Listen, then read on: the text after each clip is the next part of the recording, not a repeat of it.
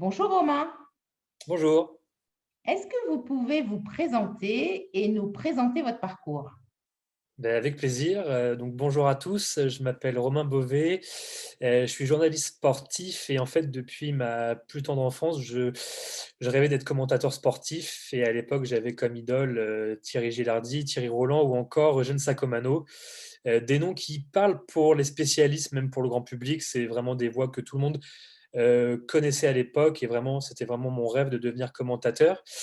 Et puis malheureusement, en 2002, la médecine le corps médical m'a diagnostiqué une rétine pigmentaire. Ça veut dire qu'à plus long terme, je perds la vue par palier, par étape. Et bien évidemment, commenter un match aujourd'hui, ce n'est plus possible. Mais c'est pas pour ça que je me suis arrêté en si bon chemin. J'ai continué mes études normalement, dans le cursus normal, et j'ai intégré l'Institut pratique du journalisme en 2010, avec à la clé un contrat d'apprentissage chez Lagardère Numérique, où j'étais journaliste apprenti chez sport.fr. Durant ces 2 années, j'ai fait le travail d'un journaliste comme les autres, et mon handicap, bien évidemment, n'avait pas de place dans la rédaction. J'ai couvert différents sujets, différentes activités sportives. Et un jour, j'étais à une conférence de presse sur le handball féminin pour rencontrer Alison Pinault qui venait d'être élue meilleure joueuse du monde. Et en fait, j'ai découvert le sport féminin et depuis ce moment-là, c'est moi dans la rédaction qui faisais tous les papiers sport féminin. Ça veut dire que dès qu'il y avait du hand, du foot, du rugby, des sujets de société autour de la féminisation, eh ben c'était Bibi, c'était moi qu'on appelait au sein de la rédaction pour faire ces sujets-là. Donc moi, ça m'a plu. Et quand j'ai terminé mon contrat chez sport.fr, j'ai décidé de me lancer tout seul comme un grand dans une activité de freelance pour promouvoir le sport féminin et l'égalité entre les femmes et les hommes dans le sport et dans les médias. Car à l'époque, pour vous donner un exemple, je suivais le Paris Saint-Germain féminin, qui est l'équipe de foot de la capitale, l'équipe féminine du PSG, avec son pendant chez les masculins, où vous avez un budget bien évidemment stratosphérique à l'époque. Et quand on allait en zone mixte, c'est-à-dire en zone pour faire les interviews, eh ben, on n'était que trois, donc il y avait moi, un journaliste télé, un journaliste radio.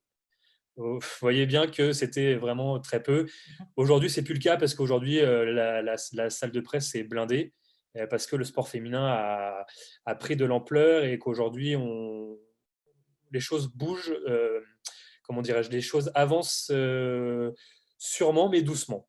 Voilà à peu près mon parcours. Et aujourd'hui, en 2013, j'ai oublié de vous dire le plus important quand même, c'est que j'ai décidé de lancer donc Lady Sport, qui aujourd'hui est dans sa phase de second souffle pour permettre d'arriver à un vrai projet, un vrai média en ligne pour promouvoir le sport féminin. Lady Sport, en fait, c'est un média qui a pour vocation de raconter de belles histoires autour de sportifs d'exception. Je vous donne deux exemples. Voilà, l'exemple qu'on fait, c'est par exemple, on a suivi pendant 3 semaines les filles de Donnons des ailes au vélo. Donc, c'était 13 filles qui faisaient le Tour de France un jour avant les professionnels pour promouvoir la place des femmes dans le sport et dans le cyclisme, puisqu'il y a beaucoup de préjugés. Et, quoi, à l'époque, il y avait beaucoup de préjugés et de stéréotypes autour du cyclisme. Et le deuxième exemple, toujours dans le cyclisme, où on a fait en 2016 le clip de féminisation le clip à l'occasion de la Journée des droits des femmes pour le plan de féminisation de la Fédération française de cyclisme. Et voilà, c'était un beau projet qu'on a eu la chance de les accompagner. Et moi, je travaille avec eux depuis de longues années. On collabore succinctement parfois sur d'autres projets.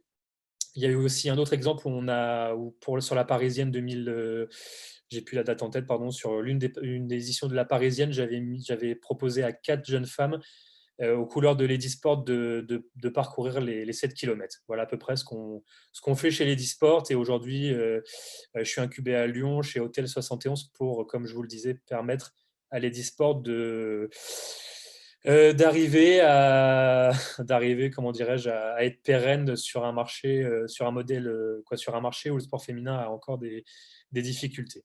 Voilà à peu près mon parcours pour promouvoir l'égalité femmes-hommes dans le sport et dans les médias. Romain, si vous aviez une baguette magique quelle serait la première action que vous mettriez en place justement pour faire bouger les lignes de l'égalité femmes-hommes? C'est difficile à répondre. Je pense que déjà, ce qui manque aujourd'hui, d'un point de vue médiatique, c'est que, hem, peut-être mettre, plus de femmes à l'antenne.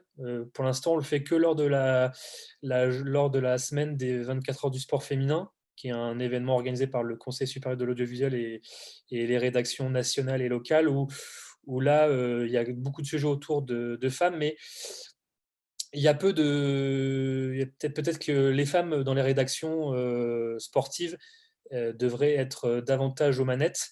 On peut le voir chez Eurosport où, vous avez Géraldine Pons qui gère un peu tout ça, qui chapeaute tout ça. Ça peut être, l'un des leviers, qui pourrait permettre, peut-être d'avoir plus de médiatisation, plus de sport féminin à l'antenne. Voilà, là, pour moi, je pense que c'est pas quelque chose de novateur, mais pour l'instant, c'est pas encore le cas. D'accord. Et enfin, pour finir, quelle est la femme qui vous inspire, Romain? C'est, là encore, c'est difficile à dire. J'en ai plein. En plus, avant, moi, j'avais plus des modèles garçons, puis avant de découvrir le sport féminin. Donc, c'est difficile. Bien évidemment, Alice Mia, que j'ai découvert et que j'ai appris au fil des années à découvrir, à connaître son histoire, son parcours qui m'inspire et qui m'a donné beaucoup de force. Bien évidemment, une athlète comme Serena Williams, une athlète comme Billie Jenkins, une athlète comme Pauline Ferrand-Prévot. C'est beaucoup d'athlètes. Et puis nous, chez les Disport aussi, chez les Disport, nous aussi, on essaye de les faire connaître. Donc c'est difficile d'en avoir une qui sort du lot, mais bon, s'il faut en avoir une, Alice Mia, même si c'est pas très novateur là non plus. Merci beaucoup, Romain. Bah, de rien, avec plaisir.